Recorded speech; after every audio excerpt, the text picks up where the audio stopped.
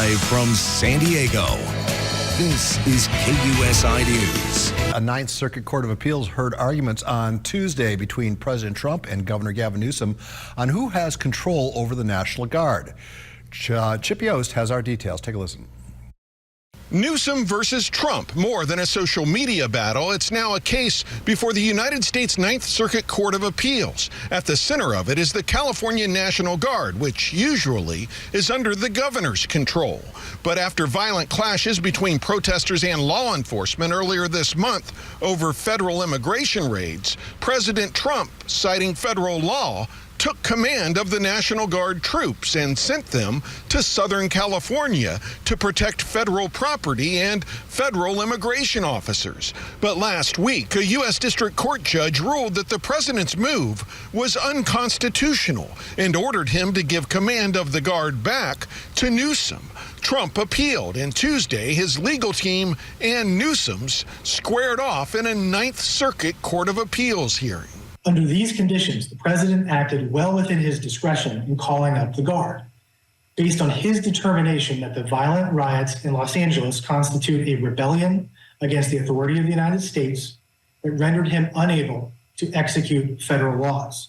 A stay pending appeal would profoundly injure the state of California and our nation more generally. It would allow defendants to continue diverting thousands of guardsmen away from critical work at the state level, including wildfire prevention and drug interdiction. It would allow defendants to further escalate tensions and the risk of violence in the city of Los Angeles. All right, criminal defense attorney Vikas Bajaj joins us now to discuss this matter in greater detail. Vic, welcome back to KUSI. Good morning to you, sir. Good morning. Pleasure to be here. All right. We should start by saying this is not my father's Ninth Circuit Court anymore. This is what used to be a left-wing court that always had to be reviewed by the Supreme Court.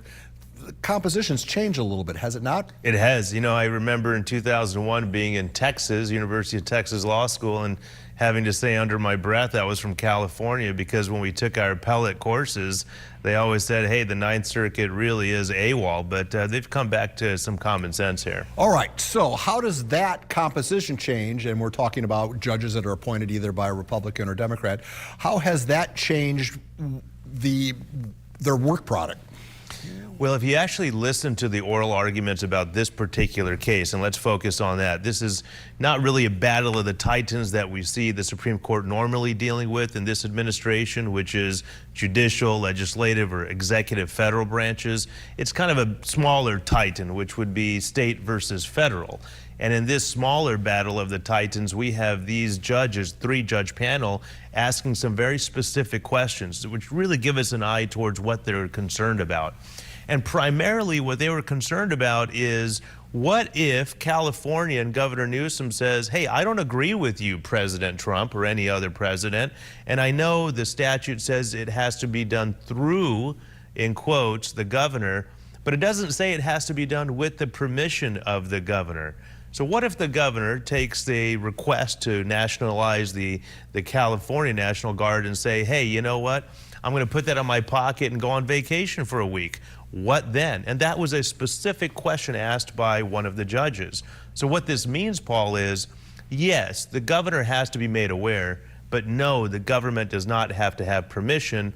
Now you see with the changing composition, as you pointed out, of the Ninth Circuit, more of an allegiance to originalist interpretation. What does the Constitution actually say? So I know how your game is. You always say, well, Jones versus Smith from 1921. There's always a precedent that kind of directs how this is all going to play. What is the precedent being argued by these lawyers? Well, the precedent on behalf of the Trump administration is clear and it's convincing, and it goes all the way back to the times of James Madison. While the Supreme Court did not get involved in the Selma integration issues that happened with racial integration in school systems, public school systems, all the dicta from Madison all the way to the times that this has been raised by presidents of the United States leads to one conclusion, Paul, and that is the president has the power because the president is given that power in black and white through the Constitution.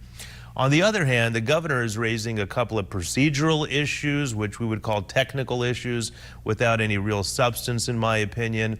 Secondly, they're saying there's a separation between state and federal government. States under the 10th Amendment should have control and sovereignty over their own state.